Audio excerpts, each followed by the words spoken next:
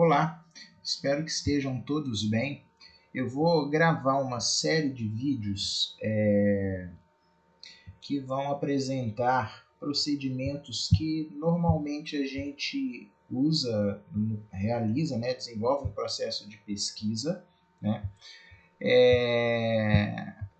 com o intuito assim, de facilitar a vida dos meus orientandos e dos alunos. Agora, isso não tira a responsabilidade de todos eles de estudarem os pacotes e as funções para que vocês vão aprimorando assim o conhecimento sobre a aplicação do R. Hoje eu vou gravar um vídeo aqui sobre como converter uma base de wide para long. Wide é uma base, uma estrutura em que eu tenho na linha as informações dos indivíduos, né? E nas colunas eu tenho as variáveis e anos, né? Então aqui, ó, colunas eu tenho a variável estrutura de propriedade, que é a participação do maior acionista, e os anos, aqui 2021, 2020 e assim sucessivamente até o ano de 2009, ok? O que nós vamos fazer? Converter essa base aqui dessa estrutura wide para a estrutura long, que é a estrutura de dados em painel que a gente normalmente utiliza em contabilidade e finanças. A estrutura de base de dados em painel, a gente vai ter para cada firma N linhas quanto forem os anos, né? Então, eu tenho aqui de 2021 a 2009, 2009 a 2021, eu vou ter tantas linhas quantas forem os anos para a empresa SDV, para a empresa predileta e assim sucessivamente. O que pode ocorrer? Eu posso não ter todas as observações para todos os anos das firmas, como ocorre com algumas aqui, ó. Por exemplo, Mercantil do Brasil, eu tenho aqui observações desse período, não tenho do ano de 2018 em diante. E aí, por N motivos. Especificamente, ó, se a gente olhar aqui, ele cancelou o registro. Ó, por isso que eu pego data de cancelamento, porque aí eu sei que a partir dessa data aqui já não é obrigatório a divulgação para a CVM. Então, eu não vou ter esse dado mesmo. Ok? Por isso que eu baixo sempre o dado de registro e de cancelamento para eu ter uma referência se aquele período que está sem observação eu tinha que ter ou não. Quando deveria ter, eu posso ir a outra fonte ou de alguma medida tentar preencher quando esses missings no intervalo aí eles forem poucos, né? A literatura vai recomendar que no máximo até 5%, mas mesmo assim tem que analisar a sensibilidade, não pode ir preenchendo assim arbitrariamente não. Tem que verificar o efeito disso e ser bem transparente quando a escolha for preencher, independente da técnica utilizada para preenchimento. Exceto se você for a outra fonte. A outra fonte é o dado correto, né? Mas em outra fonte, não que inicialmente você começou. Bom, então vamos lá. Eu tenho aqui essa base que está no Excel. Nós vamos importá-la para o R, né? Que pacote a gente precisa estar ativado aqui? O Tidyverse e o dplyr, ele vai resolver o nosso problema. Ok?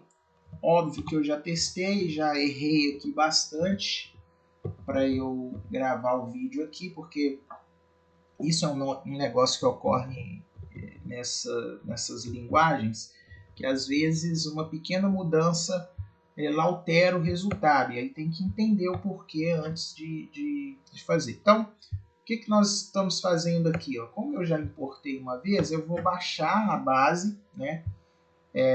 Quando eu baixo, ele já abre aqui, ó. Esse código aqui é o código como se a gente viesse aqui no Import Dataset, Excel, vai lá no caminho e busca. Ele já está rodado aqui. Então, é só a função de importação. Então, ele criou uma base aqui. Essa base chama estrutura de propriedade. Ela está aqui, ó. Veja que ela está na estrutura wide, né? Aqui, ó, do jeito que veio da com dinheiro. Ok? Nós vamos converter para long, que é essa base aqui, ó. Já está até feito aqui. Eu vou fazer de novo para gravar o vídeo. Então, voltando aqui no código, nós importamos a base. Depois eu renomeei os nomes das colunas, né? O que é importante aqui? Isso aqui, ó. Estrutura de propriedade, que é o nome da variável, o separador, que é o underline nesse caso, e o ano, a indicação do ano. Então, o ano 2021 está na coluna 8. Vamos lá checar? 2021.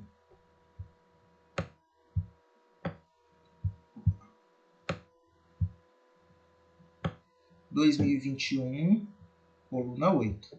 E o 2009 está na coluna 20, que é o que tem que estar lá no código. Então, ele está renomeando aquelas colunas lá para esses nomes. Eu indico primeiro o nome novo, depois o número da coluna. É melhor do que colocar o nome. Eu poderia colocar o nome aqui também, mas o número é sempre mais fácil e a chance de dar erro é menor também. Na sequência, eu estou aplicando outra função, que é a função select, que vai filtrar só as colunas que eu quero. Eu quero a coluna 5. Vamos ver o que é a coluna 5. Coluna 5. Ticker. E aí, vai puxar na ordem que a gente colocar aqui. Então, primeira coisa vai vir o ticker, depois vem o nome, depois vai vir data de registro e cancelamento, e depois as colunas de 6 a 20, que são as colunas das variáveis. Vamos checar isso lá. 3 e 4. 3 e 4, data de registro e cancelamento. 5 e 6. 5 não, 5 já foi. Aí vai vir 6 e 7, que era o segmento. Deixa eu puxar aqui, ó. Vamos lá. A gente pode pegar do 6, que é o setor, até o 20, que são os dados de 2009. Tem muito NA aqui, porque o dado da continha de 2008 e 2009 é bem ruim. Assim. Depois, mas eu sempre pego o anterior para ver o que dá. Bom, então ele está pegando até a última coluna lá que tem o dado de 2009. Depois ele já está dando um distint, porque eu tinha indícios de dado de ticker repetido, aí eu já mandei limpar, tá? Ele está olhando para os tickers, eu não quero ticker repetido.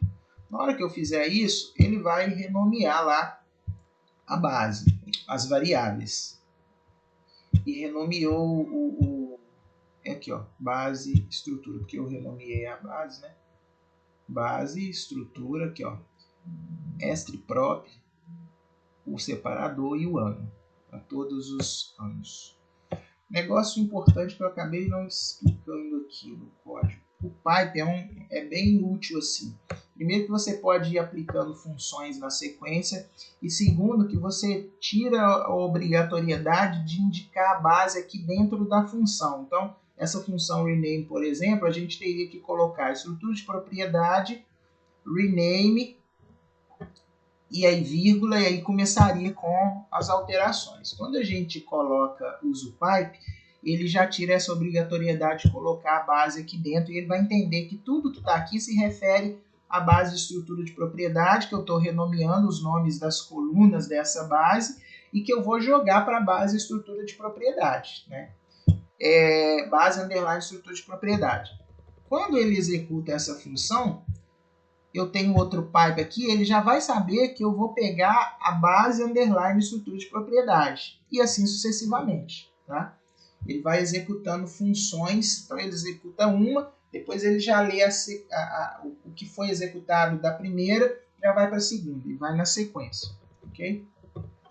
Na hora que a gente fez isso, ele criou aqui, ó.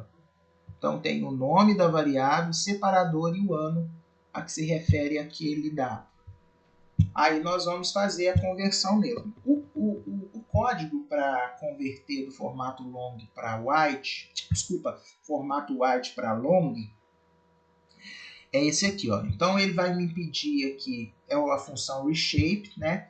Mesmo esquema, base que eu quero reestruturar. Para onde eu quero mandar? Para dentro dela mesmo. Eu poderia criar uma prop 2 aqui? Posso, mas é bobagem aqui. Eu vou mandar para ela mesmo, porque eu não fico criando várias bases. É bom por um lado e ruim por outro. Mas por que eu mando para cá mesmo? Porque é fácil a gente repetir esse procedimento quando a gente tem um script bem documentado. Bom, aí eu vou dar um reshape, eu estou indicando aqui que a variável que vai identificar a firma é o ticker, né? Depois ele vai me pedir um outro argumento, que é o tempo. Como nós vamos chamar a variável de tempo? Vai ser ano, ele vai criar essa variável aqui, né? Quando ele separa aqui o nome da variável pelo separador aqui, ele já vai chamar isso aqui de ano. Depois eu vou indicar a direção, então eu estou querendo transformar uma base wide para uma base long.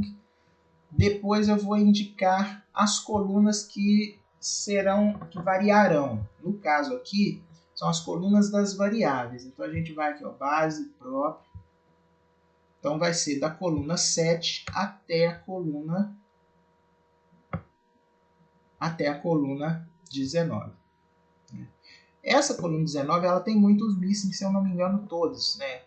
Se a gente não pegasse, não teria problema também não. Mas eu vou mandar por enquanto, depois a gente limpa isso, tá? Então ele está pegando aqui de 7 a 9. A gente indica o que é o separador aqui, ó. A gente está falando, olha, o separador é o underline, né? E depois a gente indica o tempo. Então tem aqui a sequência dos anos. 2021, 2009. 2021 maior, 2009 menor. A gente poderia inverter aqui? Poderia. Depois, o último argumento é a criação de novos nomes para as linhas. Aqui tem um segredinho. A quantidade de linhas aqui tem que ser pelo menos a quantidade resultante da multiplicação do número de IDs, né, o número de tickers, vezes os anos. Então a gente tem aqui 1, 2, 3, 4, 5, 6, 7, 8, 9, 10, 11, 12, 13 anos, vezes a quantidade de tickers, que dá em torno de 492, é o mínimo de linhas que a gente tem que ter aqui. Eu coloco sempre um número grande, né? Por exemplo, 100 mil. Se eu colocar 10 mil, funcionaria? Sim. Por quê? Na hora que converter, não vai dar mais do que 10 mil linhas. Se a gente colocar menos do que a quantidade de linhas resultante dessa multiplicação, ele vai dar erro, porque ele precisa de mais linhas, já que eu vou ter lá N linhas para cada ano e cada firma. Aí você multiplica, vai dar em torno de 7 mil, 6 mil e poucas linhas aqui. Preenchido isso, eu posso converter, né? Vamos mandar converter e ver o que dá. Lembrando que aqui, ó, base strpróprio está no formato wide. Vamos ver se ele converte para long. Converteu, ele apenas deu um aviso aqui, né? Vamos lá dar uma olhada. Converteu. Então eu tenho aqui agora para cada linha, para cada firma, eu vou ter um ano. Aqui está na sequência de ano, mas se a gente for descendo aqui, ó, vai chegar. Olha, 2020 já mudou. Vamos lá para o final. 2009. Ok?